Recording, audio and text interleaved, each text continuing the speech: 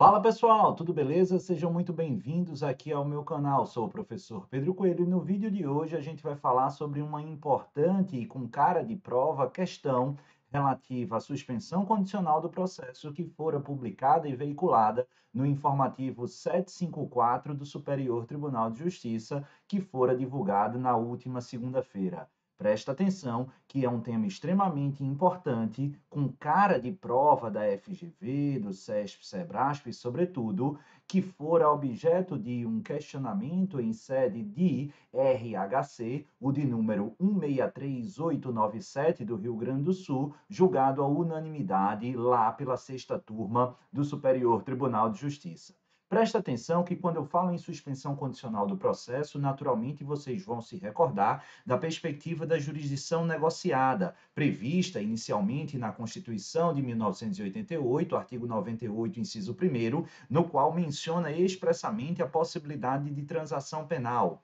A transação penal fora regulada a partir do artigo 76 da Lei 9099, mas essa lei, conhecida como Lei dos Juizados Especiais, também trouxe à baila a regulamentação de outros institutos, destacadamente a suspensão condicional do processo. Agora, presta atenção que, se, de um lado, a transação penal do artigo 76 da Lei 9099 se destina, no que tange à sua aplicabilidade, às infrações de menor potencial ofensivo, ou seja, as contravenções e os crimes cuja pena máxima prevista não seja superior a 2 anos, a suspensão condicional do processo, ela não exige que estejamos diante de uma infração de menor potencial ofensivo. Ou seja, o destino ou a sua área de abrangência e de aplicabilidade destina-se ao que nós chamamos de infração de médio potencial ofensivo, ou seja, aquelas cuja pena mínima e não máxima não seja superior a 1 ano.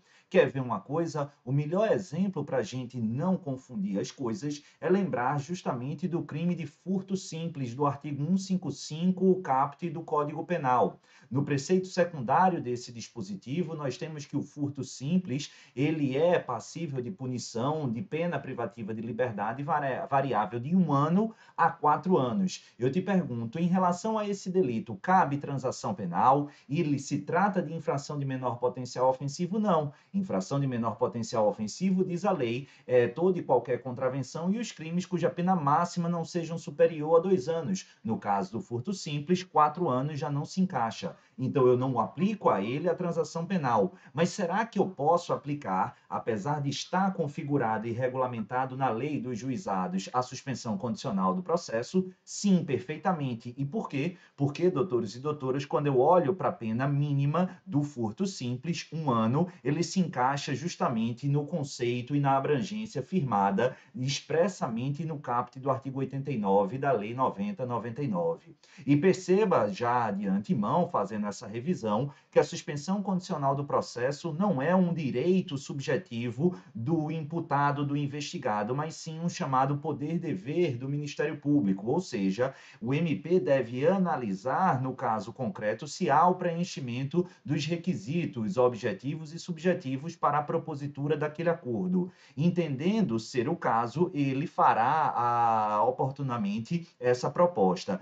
Caso contrário, ele justificará e fundamentará essa negativa. Preste atenção, porque se eu dissesse que se tratava de um direito subjetivo do acusado ou do investigado, nós teríamos que a última palavra caberia ao Poder Judiciário, que é, dentro do nosso ordenamento jurídico, a quem compete dizer o direito, aplicar a jurisdição, jurisdictio, ou seja, dizer o direito, aplicar o direito ao caso concreto, e o que não é o caso. Endossando e ratificando essa ideia de que a última palavra em relação à suspensão condicional do processo não é do Judiciário, mas sim do MP, está consignada lá na súmula 696 do Supremo Tribunal Federal. Feita essa revisão, vamos ao nocórdio justamente analisado aqui no STJ, nesse último informativo 754. A grande questão, doutores e doutoras, é que o Ministério Público não logrou êxito em ofertar, de fato, e firmar, melhor dizendo, o acordo de suspensão condicional do processo, porque na hora da negociação em relação específica, especificamente à definição do quantum de reparação do dano causado, não houve um acordo, ou seja, as partes não encontraram um número, um valor, um quantum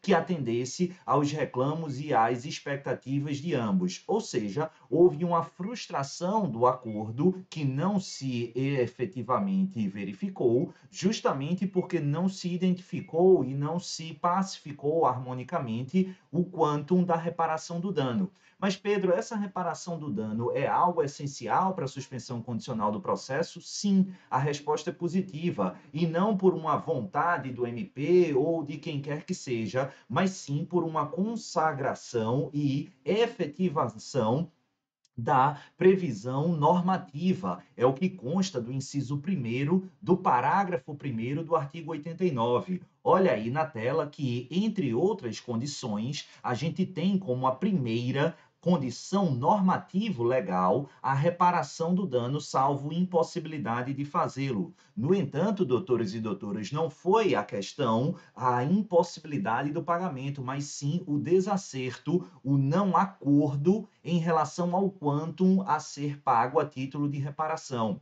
E a defesa pugnou que a negativa de efetivação desse acordo de suspensão condicional do processo em razão da não identificação do quantum pacífico e harmônico de reparação do dano equivaleria a um constrangimento ilegal. E o que é que o STJ concluiu? Concluiu, ao julgar a unanimidade o RHC 163897, o seguinte, vai aí para a tela: a falta de acordo entre as partes quanto ao valor a ser pago a título de reparação do dano inviabiliza o benefício legal da suspensão condicional do processo. Acertada, na minha ótica, essa decisão, até porque, né, doutores e doutoras, a gente viu expressamente que a reparação do dano é um requisito obrigatório imposto pelo ordenamento jurídico no artigo 89, parágrafo 1º, inciso 1º. Há alguma exceção? Sim, mas essa exceção não está contemplada na ausência de acordo do valor a ser reparado, mas exclusivamente na impossibilidade do pagamento em razão, claro, das condições econômicas do envolvido ou dos envolvidos. Não sendo o caso e se tratando de um desacerto, uma ausência de